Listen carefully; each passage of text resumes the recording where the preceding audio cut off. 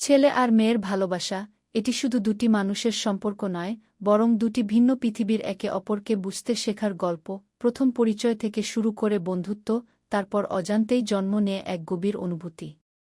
সেই অনুভূতির নাম ভালোবাসা। একজন ছেলে হয়তো সব সময় নিজের অনুভূতি ভাষায় প্রকাশ করতে পারে না, কিন্তু তার নীরব অপেক্ষা, ছোট ছোট যত্ন আর প্রিয় মানুষটির হাসি দেখার ইচ্ছাই বলে দেয়া সে কতটা ভালোবাসে। অন্যদিকে একজন মেয়ের ভালোবাসা প্রায় প্রকাশ পায় তার যত্নে, বিশ্বাসে আর পাশে থাকার প্রতিশ্রুতিতে।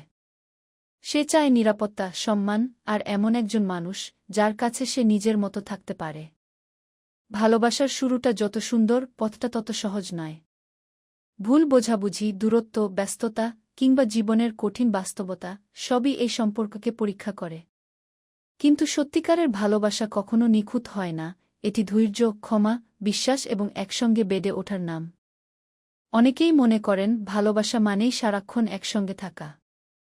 কিন্তু বাস্তবে ভালোবাসা মানে হল দূরে থেকেও একে অপরের জন্য শুভকামনা করা, কঠিন সময়ে হাত না ছাড়া এবং সুখ-দুঃখ ভাগ করে নেওয়া। ভালোবাসা কাউকে বদলে দেওয়ার চেষ্টা নয়, বরং তাকে তার নিজের মতো গ্রহণ করার সাহস।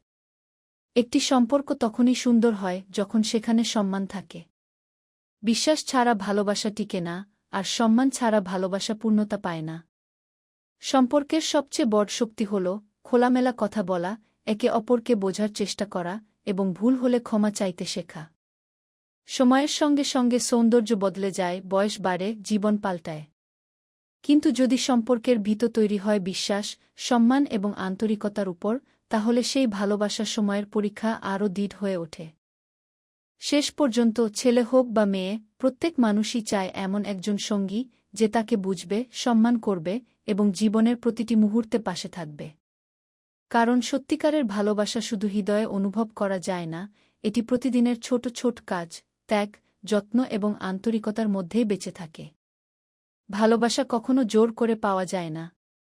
এটি স্বাধীনতা, বিশ্বাস এবং পারস্পরিক সম্মানের উপর দাঁড়িয়ে থাকা এক সুন্দর সম্পর্ক, আর সেই সম্পর্কই জীবনের সবচেয়ে মূল্যবান উপহার।